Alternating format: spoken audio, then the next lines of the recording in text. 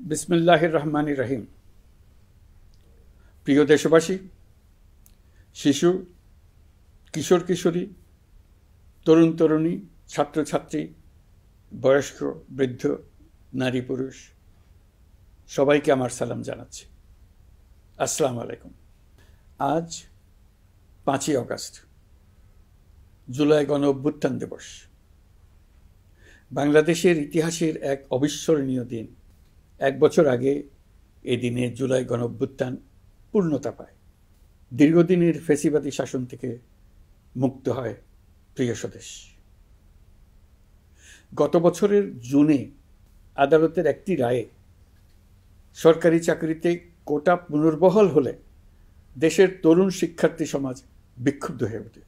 তাদের এই ক্ষোভ দাবানলে পরিণত হয় স্বৈরাচারের তুচ্ছ তাচ্ছিল্যে, দমন পীড়নে, নির্বিচারে গুলিবর্ষণ, নির্মম হত্যাযজ্ঞের কারণে। স্বৈরাচারী শাসকের নির্দেশে পরিচালিত হত্যাযজ্ঞের সামনে নির্ভীক চিত্তে দাঁড়িয়েছিল এদেশের ছাত্র, শ্রমিক, জনতা। তাদের সম্মুখভাগে ছিলেন আমাদের অদম্য নারীরা। দেশকে স্বৈরাচার মুক্ত করতে অকাতরে জীবন উৎসর্গ করেছেন তাঁরা। আজকের দিনে আমি জাতির সূর্য সন্তান জুলাই শহীদদের গভীর শ্রদ্ধার সঙ্গে স্মরণ করছি।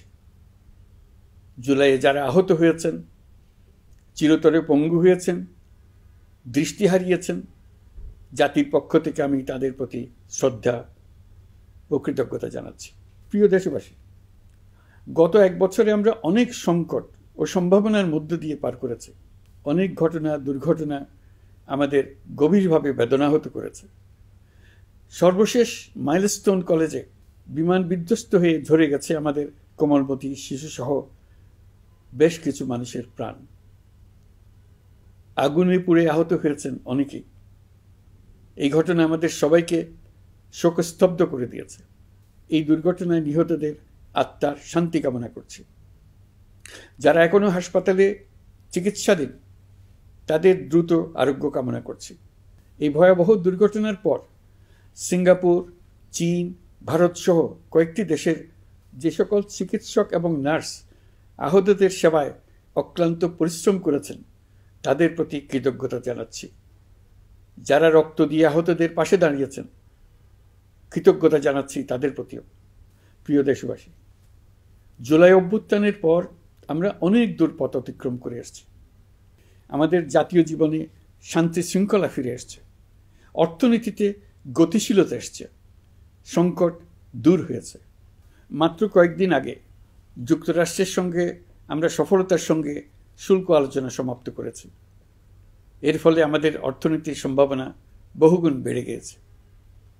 যখন 1 বছর আগে আমাদের অন্তর্বর্তীকালীন সরকার 16 বছর ব্যাপী একটানা ধ্বংসযজ্ঞ এবং লুটপাটে বিধ্বস্ত এক অর্থনীতির দায়িত্ব নিয়েছিলাম, তখন কারোরই মনে হচ্ছিল না এই বিধ্বস্ত অর্থনীতিকে আবার সহজে চালু করা যাবে।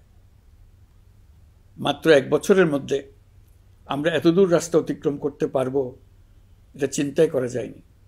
অর্থনীতি ঘুরে দাঁড়িয়েছে, এখন দ্রুত গতিতে এগিয়ে যাবার পালা।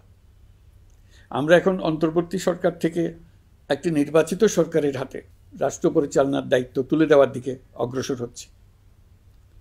আমরা দায়িত্ব গ্রহণের 4 মাসের মাথায় জাতির উদ্দেশ্যে দেওয়া ভাষণে আমি প্রতিশ্রুতি দিয়েছিলাম 2026 সালের জুনের মধ্যে দেশের আগামী জাতীয় সংসদ নির্বাচন আয়োজন করব। তবে নির্বাচনের আগে আমাদের অত্যাবশ্যকীয় কয়েকটি কাজ সম্পন্ন করতে হবে। এর মধ্যে অন্যতম হল জুলাই ঘোষণাপত্র ও জুলাই সনদ। আজ জুলাই গণ অভ্যুত্থান দিবসে সকল রাজনৈতিক দলকে সঙ্গে নিয়ে আমরা জাতির কাছে জুলাই ঘোষণাপত্র উপস্থাপন করেছি। এই ঘোষণাপত্রে মহান মুক্তিযুদ্ধ সহ বাংলাদেশের মানুষের অতীতের বিভিন্ন ঐতিহাসিক ও গণতান্ত্রিক সংগ্রাম থেকে শুরু করে জুলাই অভ্যুত্থানের প্রেক্ষাপট বর্ণনা করা হয়েছে। আমাদের 3টি দায়িত্ব ছিল: সংস্কার, বিচার ও নির্বাচন। জুলাই অভ্যুত্থানের ছাত্র, শ্রমিক, জনতা দেয়ালে দেয়ালে যে প্রত্যাশার কথা লিখে রেখেছিল, তার অন্যতম ফোকাস ছিল রাষ্ট্র ব্যবস্থার গণতান্ত্রিক সংস্কার। সেই লক্ষ্যে আমরা বেশ কয়েকটি সংস্কার কমিশন গঠন করেছিলাম। তাদের মধ্যে প্রধান প্রধান সংস্কার কমিশনগুলো যে সুপারিশ পেশ করেছে সেগুলোর মধ্যে স্বল্প সময়ের মধ্যে আশু বাস্তবায়নযোগ্য বহু সংস্কার আমরা ইতিমধ্যে সম্পন্ন করেছি। এই সংস্কারগুলোর মাধ্যমে অর্থনৈতিক খাত, বিচার ব্যবস্থা ও জনপ্রশাসনে গতিশীলতা আসবে, স্বচ্ছতা ও জবাবদিহিতা বহুলাংশে বৃদ্ধি পাবে, দুর্নীতি, অনিয়ম ও হয়রানি হ্রাস পাবে। দীর্ঘমেয়াদী সংস্কার কাজ বাস্তবায়নের লক্ষ্যে আমরা জাতীয় ঐকমত্য কমিশন গঠন করেছিলাম। এই কমিশনে 30টিরও অধিক রাজনৈতিক দল ও জোট স্বতঃস্ফূর্তভাবে অংশগ্রহণ করেছে, তাদের মতামত দিয়েছে। প্রাথমিক পর্যায়ে ঐকমত্য কমিশন 166টি সুপারিশ নিয়ে 30টির বেশি রাজনৈতিক দলের সঙ্গে প্রায় 2 মাস ধরে দলগত ও জোটগতভাবে আলোচনা করেছিল। এই প্রক্রিয়ায় যেসব বিষয়ে রাজনৈতিক দলগুলোর মধ্যে ঐকমত্য প্রতিষ্ঠিত হয়েছিল সেগুলো বাদ দিয়ে কমিশনের পক্ষ থেকে 19টি মৌলিক সংস্কারের বিষয় চিহ্নিত করা হয়। দ্বিতীয় পর্যায়ে 23 দিন ধরে আলোচনা শেষে 19টি বিষয়ের বেশিরভাগ ক্ষেত্রেই ঐকমত্য প্রতিষ্ঠা করা সম্ভব হয়েছে, যদিও কয়েকটি ক্ষেত্রে কিছু কিছু রাজনৈতিক দলের নোট অফ ডিসেন্ট রয়েছে। সংস্কারের ক্ষেত্রে আমরা আমাদের লক্ষ্যে পৌঁছাতে পেরেছি। ঐকমত্য কমিশনের পরিচালনায় দেশের সকল রাজনৈতিক দল মিলে দীর্ঘদিন ধরে প্রতিনিয়ত আলাপ আলোচনার ভিত্তিতে জুলাই সনদ চূড়ান্ত হওয়ার পর্যায়ে এসছে। জুলাই সনদ একটি ঐতিহাসিক অর্জন। এটা শুধু আমাদের রাজনৈতিক ইতিহাসে নয়, বৃহত্তর পরিমণ্ডলের রাজনৈতিক ইতিহাসেও স্মরণীয় হয়ে থাকবে। দলিল তো স্মরণীয় হয়ে থাকবেই, এটা রচনার প্রক্রিয়াও স্মরণীয় হয়ে থাকবে। এই দলিল প্রণয়নের জন্য আমি সকল রাজনৈতিক দলের নেতৃবৃন্দকে এবং ঐকমত্য কমিশনের সদস্যবৃন্দকে, বিশেষ করে এই উদ্যোগের নেতৃত্ব দানকারী প্রফেসর আলী রিয়াজকে জাতির পক্ষ থেকে অশেষ কৃতজ্ঞতা ও ধন্যবাদ জানাচ্ছি। রাজনৈতিক দলের প্রতিনিধিরা অত্যন্ত সৌহার্দ্যপূর্ণ পরিবেশে আলোচনায় অংশ নিয়েছেন। মতপার্থক্য থাকা সত্ত্বেও সকল রাজনৈতিক দলের মধ্যে ঐকমত্য তৈরির চেষ্টা ছিল। আমরা আশা করছি এই ঐকমত্যের ভিত্তিতে অচিরে রাজনৈতিক দলগুলি জুলাই সনদে স্বাক্ষর করবে এবং এর বাস্তবায়নেও ঐকমত্যে পৌঁছাবে। জুলাই সনদ বাংলাদেশে সুষ্ঠুভাবে ক্ষমতা হস্তান্তর, জবাবদিহিমূলক রাষ্ট্রীয় প্রতিষ্ঠানগুলোর স্বাধীনতা ও সক্ষমতা, নাগরিক অধিকারের সত্যিকারের বাস্তবায়ন, রাষ্ট্রীয় সম্পদ ও সামর্থ্যের ব্যবস্থাপনা নিশ্চিত করবে। আমাদেরকে নিশ্চিত করতে হবে ভবিষ্যতের কোনো সরকারই যেন আর ফ্যাসিস্ট হয়ে উঠতে না পারে। রাষ্ট্রকে এমনভাবে মেরামত করতে হবে যাতে কখনো কোথাও ফ্যাসিবাদের লক্ষণ পাওয়া গেলেই সেটিকে যেন তাৎক্ষণিকভাবে সেখানেই নির্মূল করা যায়, আর যেন 16 বছরের জন্য অপেক্ষা করতে না হয়, বহু মানুষকে প্রাণ দিতে না হয়, আমাদের যেন আরেকটি গণ অভ্যুত্থানের প্রয়োজন না হয়। জুলাই আগস্টের মানবতা বিরোধী অপরাধ মামলায় বিচার কাজ দৃঢ়ভাবে এগিয়ে চলেছে। বিচারের আনুষ্ঠানিক শুনানি পর্বও শুরু হয়েছে। ইতিহাসের নির্মম হত্যাযজ্ঞে যারা জড়িত তাদের বিচার এদেশের মাটিতে হবেই। বিচার প্রক্রিয়া ও এর ফলাফল ক্রমান্বয়ে মানুষের কাছে প্রকাশিত হতে থাকবে। বিচারের পুরো প্রক্রিয়া দেশবাসীর কাছে স্বচ্ছ ও দৃশ্যমান রাখা হচ্ছে। এবার আমাদের সর্বশেষ দায়িত্ব পালনের পালা, নির্বাচন অনুষ্ঠান। আজ এই মহান দিবসে আপনাদের সামনে এই বক্তব্য রাখার পর থেকেই আমরা আমাদের সর্বশেষ এবং সবচাইতে গুরুত্বপূর্ণ অধ্যায়ে প্রবেশ করব। আমরা এবার একটা নির্বাচিত সরকারের কাছে দায়িত্ব হস্তান্তরের প্রক্রিয়া শুরু করব। অন্তর্বর্তী সরকারের পক্ষ থেকে আমি প্রধান নির্বাচন কমিশনারের কাছে চিঠি পাঠাবো যেন নির্বাচন কমিশন আগামী রমজানের আগে 2026 সালের ফেব্রুয়ারি মাসে জাতীয় নির্বাচন অনুষ্ঠানের আয়োজন করেন। আপনারা সকলেই দোয়া করবেন যেন সুন্দরভাবে নির্বাচন অনুষ্ঠান করে এদেশের সকল নাগরিক একটি নতুন বাংলাদেশ গড়ার কাজে সফলভাবে এগিয়ে যেতে পারে।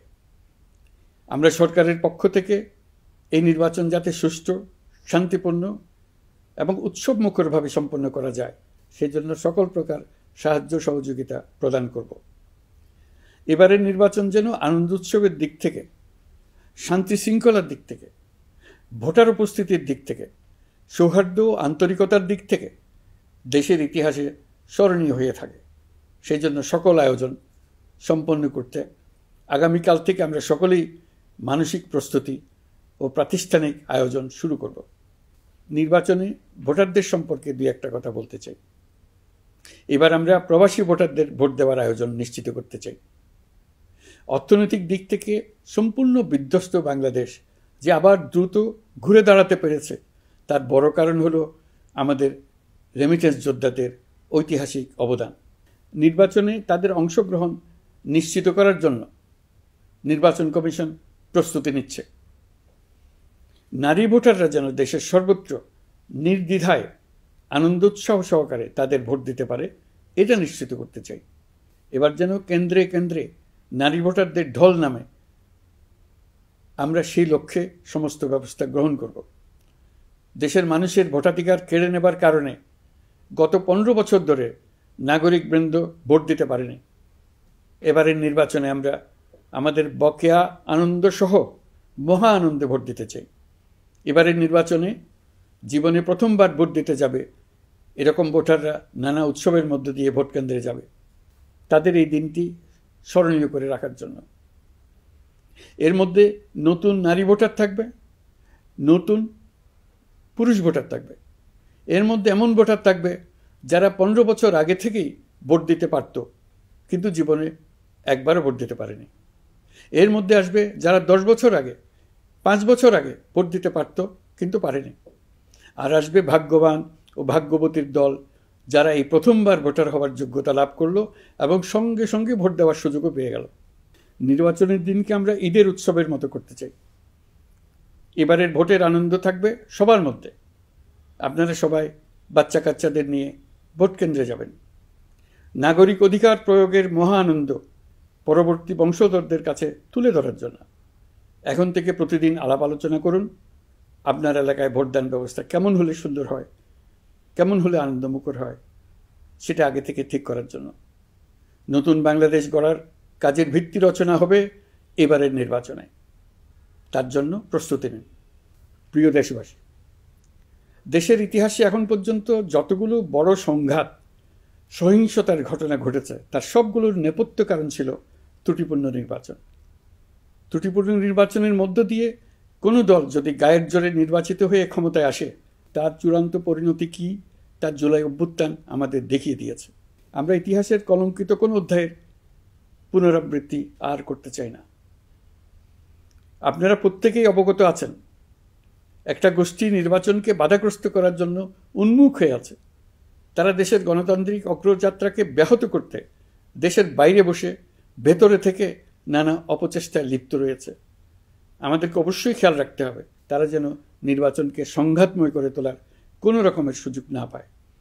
মাথায় রাখবেন, পরাজিত শক্তি নির্বাচনের আগ পর্যন্ত বারবার মাথাচাড়া দিয়ে ওঠার চেষ্টা করবে, কিন্তু একটি অবাধ, সুষ্ঠু, নিরপেক্ষ নির্বাচন সফলভাবে আয়োজন করা গেলে অপশক্তির পরাজয় চূড়ান্ত হবে। নির্বাচন সংক্রান্ত বিষয়ে প্রতিনিয়ত পরামর্শ নেওয়ার জন্য আমরা প্রযুক্তির সাহায্য নেব। এই জন্য একটি অ্যাপ তৈরির উদ্যোগ নিচ্ছি। দ্রুত এই অ্যাপটি চালু হবে। আপনারা আপনাদের সকল পরামর্শ, সকল মতামত, সকল আশঙ্কা এবং উদ্যোগের কথা এই অ্যাপের মাধ্যমে আমাদেরকে জানাবেন। আমরা তা যথাযথ কর্তৃপক্ষকে জানিয়ে দেব, সমস্যা সমাধানের জন্য ব্যবস্থা নেব। রাজনৈতিক দলগুলোর প্রতি আমার আহ্বান থাকবে, আপনাদের নির্বাচনী ইশতেহারে, আপনাদের প্রতিশ্রুতি, প্রতিজ্ঞা, পরিকল্পনায় কোনো কিছুতেই যেন তরুণরা বাদ না পড়ে, নারীরা বাদ না পড়ে। মনে রাখবেন, যে তরুণ তরুণীরা বাংলাদেশকে বদলে দিয়েছে, তারা বিশ্বকেও বদলে দেওয়ার ক্ষমতা রাখে। আপনার দল থেকে তাদেরকে সেই সুযোগ দেওয়ার উদ্যোগ নেন। আগামী নির্বাচনে সবাই নিরাপদে যার যার পছন্দের প্রার্থীকে ভোট দেবে, এটা নিয়ে কারো কোনো আপত্তির সুযোগ রাখা যাবে না। আমরা সবাই সবার পছন্দের প্রতি সম্মান দেখাবো, এটাই হোক আমাদের প্রতিজ্ঞা। প্রিয় দেশবাসী, আপনারা জানেন, সরকার দায়িত্ব গ্রহণের পরপরই দেশের দক্ষিণ ও উত্তরাঞ্চলে যে ভয়াবহ বন্যা পরিস্থিতি তৈরি হয়েছিল, তা ফসল উৎপাদনে ব্যাপক ক্ষতি সাধন করেছে। এর ফলে নিত্য প্রয়োজনীয় পণ্যের মূল্যবৃদ্ধির আশঙ্কা হয়েছিল। তবে সংশ্লিষ্ট প্রতিষ্ঠান ও কর্তৃপক্ষের যথাযথ পদক্ষেপ, নজরদারি ও মধ্যস্বত্বভোগীদের দৌরাত্ম্য কমানোর ফলে এটি এড়ানো গেছে। বিশেষ করে এবছরের পবিত্র মাহে রমজান মাস থেকে শুরু করে এখন পর্যন্ত বাজার পরিস্থিতি স্থিতিশীল রয়েছে। মূল্যস্ফীতির নিয়ন্ত্রণ ছিল আমাদের জন্য সবচেয়ে বড় চ্যালেঞ্জ। ভঙ্গুর অর্থনীতি ও বন্যার কারণে খাদ্য মূল্যস্ফীতি হয়েছিল প্রায় 14%। এখন সেটা অর্ধেকে নেমে আসছে। আমরা আশা করছি ডিসেম্বরের মধ্যে এটা 6% নেমে আসবে। এই জুন মাসে দেশের সার্বিক মূল্যস্ফীতি কমে 8.48% হয়েছে, যা বিগত 35 মাসের মধ্যে সর্বনিম্ন। এই নিয়ে 4 মাস ধরে সার্বিক মূল্যস্ফীতি ক্রমান্বয়ে কমেছে। বর্তমান অন্তর্বর্তীকালীন সরকারের প্রতি প্রবাসীদের অসীম আস্থার ফলে মুদ্রাবাজারেও স্থিতিশীলতা ফিরে এসছে। গত অর্থবছরে ব্যাংকিং চ্যানেলে রেকর্ড $3033 কোটি প্রবাসী আয় দেশে এসছে। রপ্তানি আয়ে প্রায় 9% প্রবৃদ্ধি হয়েছে। এর ফলে টাকা শক্তিশালী হয়েছে। অনেক বছর পর ডলারের বিপরীতে টাকার মান বাড়ছে। গত 11 মাসে বৈদেশিক পাওনাদারদের পাওনা সুদ ও আসল বাবদ $4 বিলিয়ন অর্থাৎ $400 কোটি অর্থ পরিশোধ করা হয়েছে, যা এ যাবৎকালের সর্বোচ্চ। আগের বকেয়া আদায় পরিশোধের পরও বৈদেশিক মুদ্রার রিজার্ভ বাড়ছে। আগামীতে এই ধারা বজায় থাকবে বলে আমরা আশা করি। বিদেশি বিনিয়োগ বৃদ্ধিতে বিভিন্ন উদ্যোগ নেওয়ার ফলে এই বছরের প্রথম 3 মাসে বিদেশি বিনিয়োগ এসছে $10,500 কোটি। গত বছরের একই সময়ের তুলনায় এটা দ্বিগুণেরও বেশি। আর অক্টোবর থেকে হিসাব করলে 6 মাসে ফরেন ডাইরেক্ট ইনভেস্টমেন্ট এসছে $16,500 কোটি, যা গত সরকারের আমলের শেষ 6 মাসের তুলনায় দ্বিগুণ। কর্মসংস্থান সৃষ্টি অন্তর্বর্তীকালীন সরকারের অন্যতম বড় লক্ষ্য। সম্প্রতি হংকং ভিত্তিক শিল্পগোষ্ঠী হান্ডা বাংলাদেশের বস্ত্র ও তৈরি পোশাক খাতে $250 মিলিয়ন বিনিয়োগের প্রতিশ্রুতি নিয়ে এসছে, যা এ খাতে চীনা কোনো কোম্পানির একক সর্বোচ্চ বিনিয়োগ। তাদের এই বিনিয়োগের ফলে 25,000 লোকের কর্মসংস্থান হবে। আমরা দৃঢ়ভাবে বিশ্বাস করি হান্ডার এই বিনিয়োগ আরও চীনা কোম্পানিকে এই দেশে বিনিয়োগের জন্য উৎসাহিত করবে। এর মাধ্যমে আমাদের তরুণ তরুণীদের কর্মসংস্থানের পথ খুলবে। গত 16 বছরে দেশ থেকে যে বিপুল পরিমাণ অর্থ পাচার হয়ে গিয়েছে, আমরা সেটা ফিরিয়ে আনার উদ্যোগ নিয়েছি।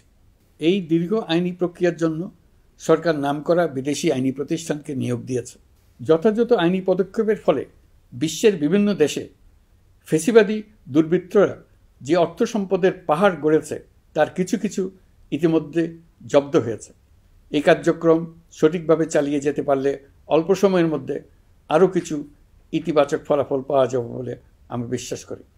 দেশের ভেঙে পড়া অর্থনীতিকে মজবুত করতে হলে আমাদের চিন্তায় মৌলিক পরিবর্তন আনতে হবে।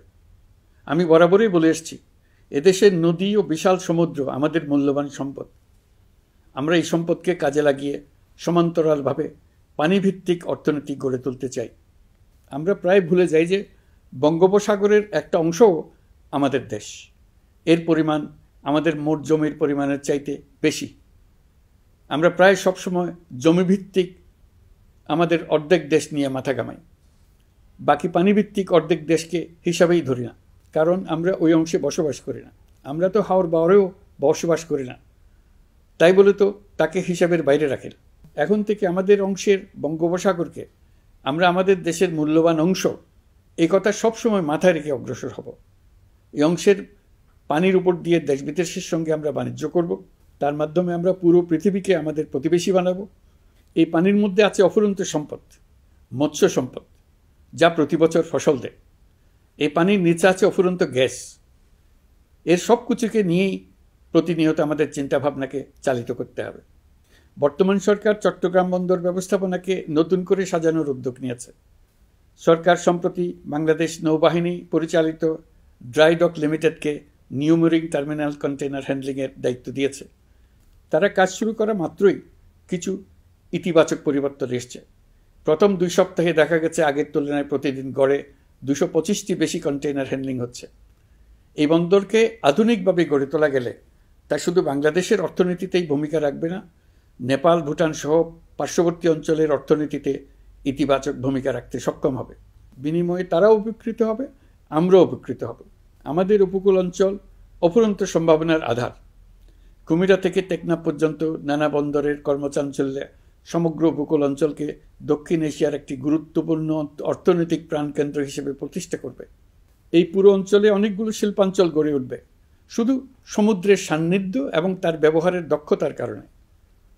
সমুদ্র উপকূলীয় অঞ্চলের সম্পদ ও পরিবেশের টেকসই ব্যবহার নিশ্চিত করতে আমাদের বন্ধু দেশগুলোর সঙ্গে আলোচনা শুরু করেছি। তারা উৎসাহ সহকারে সাড়া দিয়েছেন। গভীর সমুদ্রকে আমরা এখনও আমাদের কল্যাণে কাজে লাগাতে পারিনি। একে কেন্দ্র করে আমরা মাছ পালন, আহরণ ও প্রক্রিয়াজাতকরণের শিল্প গড়ে তুলতে কাজ শুরু করেছি। এতে করে লক্ষ লক্ষ মানুষের কর্মসংস্থান হবে, আমাদের অর্থনীতি নতুন শক্তিতে বলীয়ান হবে। প্রিয় দেশবাসী, প্রবাসী বাংলাদেশিদের জন্য ভিসা সংক্রান্ত জটিলতা দূর করতে আমরা গভীরভাবে কাজ করে যাচ্ছি। বাংলাদেশি নাগরিকদের জন্য আরব আমিরাত পুনরায় ভিসা চালু করেছে। মালয়েশিয়া কর্তৃপক্ষ বাংলাদেশি কর্মীদের জন্য প্রথমবারের মতো মাল্টিপল এন্ট্রি ভিসা চালু করেছে। অন্যান্য দেশের সঙ্গেও ভিসা জটিলতা কীভাবে কমিয়ে আনা যায় এ নিয়ে আমরা কাজ করে যাচ্ছি। আগামী 5 বছরে জাপানে অন্তত 1 লক্ষ বাংলাদেশি তরুণদের পাঠানোর প্রস্তুতি শুরু করেছে। তরুণদের সেখানে পাঠানোর জন্য বিশেষ প্রশিক্ষণ, অন্যান্য ব্যবস্থাও আমরা নিতে শুরু করেছি। এর পাশাপাশি আমরা ইতালি, দক্ষিণ কোরিয়া, সার্বিয়া সহ বিভিন্ন দেশে দক্ষ কর্মীদের পাঠানোর উদ্যোগ নিয়েছি। সৌদি আরব, জর্ডান, ওমান সহ বিভিন্ন দেশে নথিপত্রের কারণে যে প্রবাসীরা ইরেগুলার হয়ে গিয়েছিলেন তাদেরকে রেগুলারাইজ করার জন্য ব্যবস্থা নিয়েছে। আমরা বিভিন্ন দেশের সঙ্গে বিদ্যমান চুক্তিগুলোকে পর্যালোচনা করে দেখছি যাতে আমাদের প্রবাসী ভাই বোনদের জন্য সেগুলো স্বস্তিদায়ক হয়। দেশে এবং দেশের বাইরে বাংলাদেশের নাগরিকরা যে যেখানে অবস্থান করছে তারা যাতে সব ধরনের নাগরিক সুবিধা পান, আমরা সেই বিষয়ে উদ্যোগ নিয়েছি।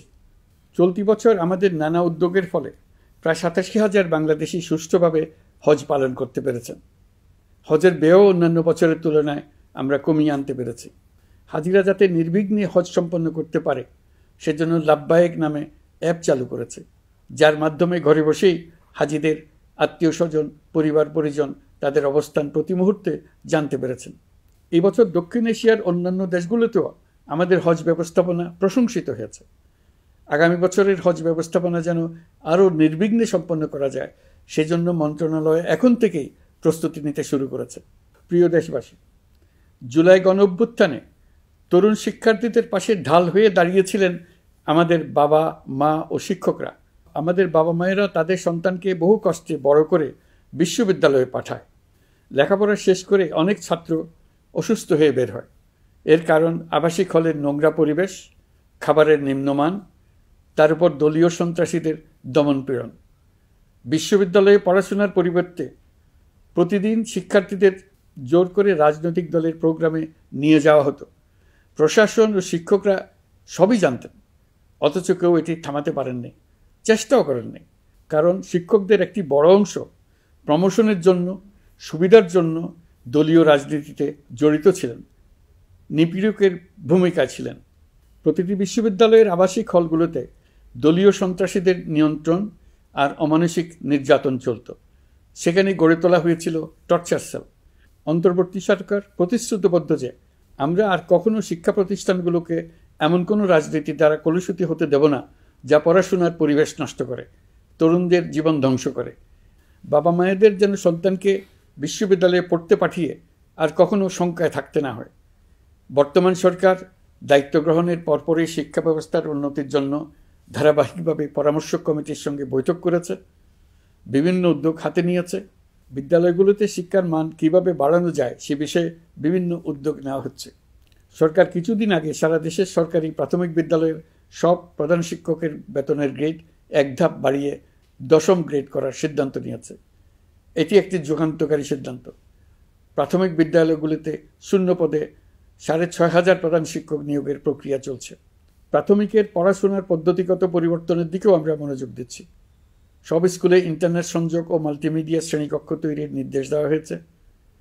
পার্বত্য চট্টগ্রামে কমপক্ষে 100টি স্কুলে এবছরের মধ্যেই ই-লার্নিং চালু হবে।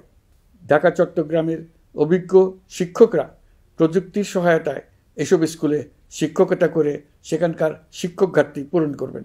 যেসব এলাকায় বিদ্যুতের ঘাটতি রয়েছে সেখানে সোলার প্যানেল বসিয়ে বিদ্যুতের ঘাটতি নিরসন এবং মোবাইল নেটওয়ার্ক ও স্টারলিংক পরিষেবা ব্যবহার করে এই সংকট মোকাবেলা করা হচ্ছে। স্কুলগুলোতে মেয়েদের জন্য বিশেষ ব্যবস্থা গ্রহণ করে তাদের পড়াশোনার উপযোগী করে তোলা হচ্ছে। স্কুলের অবকাঠামোকে নারীবান্ধব করে তুলতে স্কুল ভবন নির্মাণের সময় কমিটিতে নারী স্থপতি রাখার নিয়ম করা হয়েছে। আমাদের লক্ষ্য হলো স্কুল ভবনের ডিজাইন থেকে শুরু করে পড়াশোনার পরিবেশ চিন্তাভাবনায় মেয়েদেরকে বিশেষভাবে গুরুত্ব দেওয়া, যাতে তারা ব্যক্তিগত নিরাপত্তা ও স্বাস্থ্যের দিক থেকে স্বস্তিদায়ক পরিবেশে পড়াশোনা করতে পারে। প্রিয় দেশবাসী, জুলাই গণ অভ্যুত্থানে শহীদ ও আহত যোদ্ধাদের জন্য আমরা নিরলসভাবে কাজ করে যাচ্ছি। এখন পর্যন্ত 775টি শহীদ পরিবারকে প্রায় 100 কোটি টাকার সঞ্চয়পত্র ও মাসিক ভাতা বাবদ ব্যাংক চেক দেওয়া হয়েছে। অবশিষ্ট যারা আছেন তাদেরও কয়েকটি আইনগত বিষয় নিষ্পত্তি সাপেক্ষে সঞ্চয়পত্র দেওয়ার প্রক্রিয়া চলছে। এর পাশাপাশি আহত 13,800 জন জুলাই যোদ্ধাকে 3টি ক্যাটাগরিতে নগদ টাকা ও চেক বাবদ 153 কোটি 4 লাখ টাকা প্রদান করা হয়েছে। 78 জন অতি গুরুতর আহত জুলাই যোদ্ধাকে সিঙ্গাপুর, থাইল্যান্ড, তুরস্ক এবং রাশিয়ার উন্নত চিকিৎসার জন্য পাঠানো হয়েছে এবং চিকিৎসা ব্যয় বাবদ এ পর্যন্ত প্রায় 100 কোটি টাকা ব্যয় হয়েছে। আহতদের পুনর্বাসনের জন্য সরকারের সবকটি মন্ত্রণালয়ের সম্মিলিত প্রচেষ্টায় বিভিন্ন ধরনের উদ্যোগ নেওয়া হচ্ছে। ফেসিবাদী সরকারের আমলে দেশের শহরে বন্দরে হাজারো প্রতিষ্ঠান, সড়ক, সেতু, সেনানিবাস, যুদ্ধজাহাজ, স্কুল, কলেজ, বিশ্ববিদ্যালয়ের নাম পরিবর্তন করে স্বৈরাচার তার নিজের এবং নিজের পরিবারের সদস্যদের নামে চালু করেছিল। আমরা সব নাম পরিবর্তন করে আগের নাম বা মানানসই নাম করে দিয়েছি। প্রিয় দেশবাসী, অন্তর্বর্তীকালীন সরকার এমন এক অবস্থায় দেশের দায়িত্বভার গ্রহণ করেছিল যখন প্রতিটি গণতান্ত্রিক প্রতিষ্ঠান, অফিস, আদালত বিধ্বস্ত অবস্থায় ছিল। আমাদের প্রথম এবং প্রাথমিক কাজ ছিল এই প্রতিষ্ঠানগুলো সংস্কার এবং পুনর্নির্মাণে হাত দেওয়া, আইনশৃঙ্খলা বাহিনী পুনর্গঠন, অর্থনীতি পুনরুদ্ধার, আইন আদালত, নির্বাচন কমিশন সহ যাবতীয় গণতান্ত্রিক প্রতিষ্ঠানকে সচল করা এবং নাগরিকদের নিকট দায়বদ্ধ করে তোলা। রক্তাক্ত জুলাই ছিল স্বৈরাচারের বিরুদ্ধে তরুণদের পুঞ্জীবিত ক্ষোভের বহিঃপ্রকাশ। 16 বছর ধরে সরকারের স্বৈরাচারী আচরণের বিরোধিতা করে যতগুলো আন্দোলন হয়েছে, প্রতিটিতেই দলীয় সন্ত্রাসীরা অস্ত্র হাতে আন্দোলনকারীদের আক্রমণ করেছে। প্রতিটি আন্দোলনকেই দমন করার জন্য দলীয় সন্ত্রাসীরা সর্বোচ্চ আঘাত করেছে, যেখানে আইনশৃঙ্খলা বাহিনীকেও অংশ নিতে নির্দেশ দেওয়া হয়েছে অথবা দাঁড়িয়ে দর্শকের ভূমিকায় থাকতে বলা হয়েছে। একটি স্বাধীন বিচার বিভাগের জন্য অন্তর্বর্তী সরকার সংস্কার কাজ হাতে নিয়েছে। বিচার বিভাগীয় সংস্কার কমিশনের প্রস্তাবনা অনুযায়ী সুপ্রিম কোর্ট বিচারক নিয়োগ সহ যে সকল কাজ এই সরকার স্বল্প সময়ের মধ্যে করে যেতে পারবে, সে সকল কাজের অধিকাংশ ইতিমধ্যে সম্পন্ন করা হয়ে গেছে। বাকি কাজ চলমান রয়েছে। স্বৈরাচার আমলে দলীয় বাহিনীতে পরিণত হওয়া ভঙ্গুর আইনশৃঙ্খলা বাহিনীকে নতুন করে গড়ে তোলার জন্য আমরা সর্বোচ্চ ব্যবস্থা নিয়েছি। আইনশৃঙ্খলা বাহিনী দ্বারা কোনো মানবাধিকার লঙ্ঘন যাতে না ঘটে, সেই জন্য পুলিশ সদর দপ্তরে একটি সেল কার্যকর করা হয়েছে, যেখানে মানবাধিকার সহ পুলিশ সদস্যদের মাধ্যমে সংগঠিত যে কোনো অপরাধের বিষয়ে অভিযোগ করা যায়। এই সমস্ত সেল অন্যান্য আইন প্রয়োগকারী সংস্থার প্রধান কার্যালয়েও স্থাপন করা হচ্ছে। আসামিদের জিজ্ঞাসাবাদ হবে স্বচ্ছ কাচের ঘরে। হাজতখানায় বন্দীদের মানবিক সেবা নিশ্চিত করা হবে। অভিযান পরিচালনার সময় পুলিশ যেন জিপিএস ট্র্যাকিং সিস্টেম ডিভাইস সহ বডি ক্যামেরা পরিধান করেন তা নিশ্চিত করা হবে। পুলিশ যেন আর কখনোই কোনো আন্দোলন দমনে প্রাণঘাতী অস্ত্র ব্যবহার করতে না পারে, সেই ব্যবস্থা নেওয়া হয়েছে। বেআইনি সমাবেশে বল প্রয়োগের ক্ষেত্রে জাতিসংঘের স্বীকৃত 5টি ধাপ অনুযায়ী পুলিশ সদস্যদের প্রশিক্ষণ দেওয়া হচ্ছে। সব মিলিয়ে স্বরাষ্ট্র মন্ত্রণালয়ের পুলিশ সংস্কার কমিশনের প্রস্তাব অনুযায়ী 16টি সংস্কার কাজ সম্পন্ন হয়েছে। আরও 43টি সংস্কার কাজ সমাপ্ত হওয়ার পথে। দেওয়ানি আইন, নারী ও শিশু নির্যাতন দমন আইন সহ বিভিন্ন আইনগত সংস্কার সম্পন্ন হয়েছে। সম্প্রতি সরকার ফৌজদারি কার্যবিধি সংশোধন অধ্যাদেশ 2025 অনুমোদন করেছে। এর ফলে এখন থেকে কোনো ব্যক্তিকে আটকের পর 12 ঘন্টার মধ্যে যত দ্রুত সম্ভব পরিবারকে জানাতে হবে। আটককৃত ব্যক্তিকে আইনজীবীর সঙ্গে সাক্ষাতের সুযোগ দিতে হবে। গ্রেপ্তারকৃত ব্যক্তি রিমান্ডের পর অসুস্থ বা আহত হলে তাকে ডাক্তার কর্তৃক পরীক্ষা করতে হবে এবং আঘাতের কারণ নিশ্চিত হতে হবে। তার প্রয়োজনীয় চিকিৎসা দিতে হবে। এক্ষেত্রে পুলিশের দায় থাকলে আইনি ব্যবস্থা নেওয়ার বিধান যুক্ত করা হয়েছে।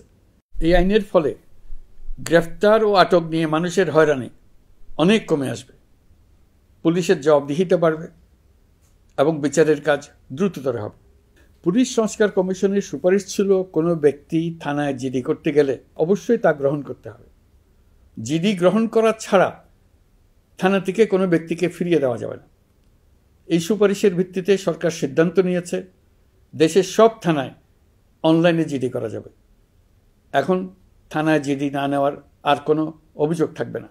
গণতান্ত্রিক চর্চার অন্যতম প্রধান শর্ত গণমাধ্যমের স্বাধীনতা। অতীত ইতিহাসের দিকে তাকালে দেখা যায় মুক্ত সাংবাদিকতার ক্ষেত্রে প্রথম এবং সবচেয়ে বড় বাধা হিসেবে কাজ করেছে সরকার।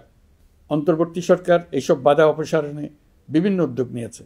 আমরা সমালোচনাকে উন্মুক্ত করে দিয়েছি। যে কেউ চাইলেই যে কোনো মাধ্যমে, সেটা মূলধারার গণমাধ্যম হোক কিংবা সামাজিক যোগাযোগ মাধ্যমেই হোক, সরকারের সমালোচনা করতে পারছেন। এমনকি রাষ্ট্রীয় গণমাধ্যমেও সরকারের সমালোচনা করা যাচ্ছে। নিকট অতীতে যা ছিল অকল্পনীয়। সাংবাদিকদের জবাবদিহিতা নিশ্চিত করার জন্য সরকার ইতিমধ্যে প্রেস কাউন্সিল পুনর্গঠন করেছে। আপনারা জানেন, সামাজিক যোগাযোগ মাধ্যমে প্রতিদিন বিপুল পরিমাণ গুজব ও অপতথ্য ছড়িয়ে পড়ছে। দেশকে অস্থিতিশীল করতে হাতিয়ারে পরিণত হয়েছে গুজব। অপতথ্য মোকাবেলা করার জন্য সাংবাদিকদের সক্ষমতা বাড়াতে বিভিন্ন ধরনের প্রশিক্ষণের ব্যবস্থা নেওয়া হচ্ছে। স্বৈরাচারী সরকার আমলে সাংবাদিকতার ক্ষেত্রে বড় বাধা ছিল ডিজিটাল নিরাপত্তা আইন, যা পরে সাইবার নিরাপত্তা আইন রূপে আবির্ভূত হয়েছিল। আমরা এই আইনটি বাতিল করেছি। এই আইনের অধীনে সাংবাদিকদের বিরুদ্ধে করা সব মামলা বাতিল করা হয়েছে। সংবাদ মাধ্যমের স্বাধীনতা নিশ্চিতকরণে এটি একটি বড় অগ্রগতি। নতুন যে আইন প্রণীত হয়েছে তাতে আগের আইনের নিবর্তনমূলক 9টি ধারা বাদ দেওয়া হয়েছে। আগের আইনের আওতায় করা 95% মামলায় এসব ধারায়। আমরা বিশ্বাস করি নতুন আইন প্রণয়নের পর সাংবাদিকদের আইনি হয়রানি বন্ধ হবে। গত বছর মানুষের প্রতিবাদকে স্তব্ধ করে দিতে ফ্যাসিবাদী সরকার ইন্টারনেট বন্ধ করে দিয়েছিল, যাতে গোপনে তারা দমন নিপীড়ন হত্যাকাণ্ড চালাতে পারে। অন্তর্বর্তী সরকার সাইবার সুরক্ষা আইন সংশোধন করে নতুন অধ্যাদেশে প্রথমবারের মতো ইন্টারনেটকে মৌলিক অধিকার হিসেবে অন্তর্ভুক্ত করেছে। সম্প্রতি আন্তর্জাতিক bandwidth real time internet traffic পরিবহনে 4 টেরাবাইট সেকেন্ডের মাইলফলক অতিক্রম করেছে বাংলাদেশ সাবমেরিন কেবলস পিএলসি।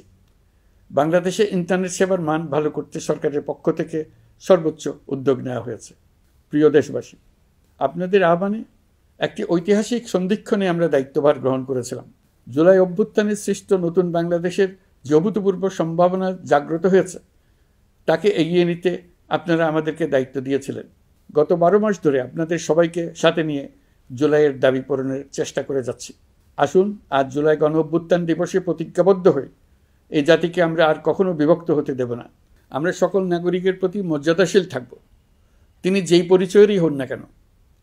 আমরা দৈনন্দিন জীবনে নানা ঘাত প্রতিঘাতে সাময়িকভাবে যদি পথভ্রষ্ট হয়েও পড়ি, প্রতি বছর জুলাই আমাদেরকে নতুন করে ঐক্যবদ্ধ হতে শক্তি যোগাবে। জুলাই তরুণদের উসিলায় জাতির আত্ম আবিষ্কারের মাস, ভুলভ্রান্তি শুধরে নেবার মাস, গর্তে পড়ে যাওয়ার প্রবণতা থেকে নিজেদেরকে রক্ষা করার মাস।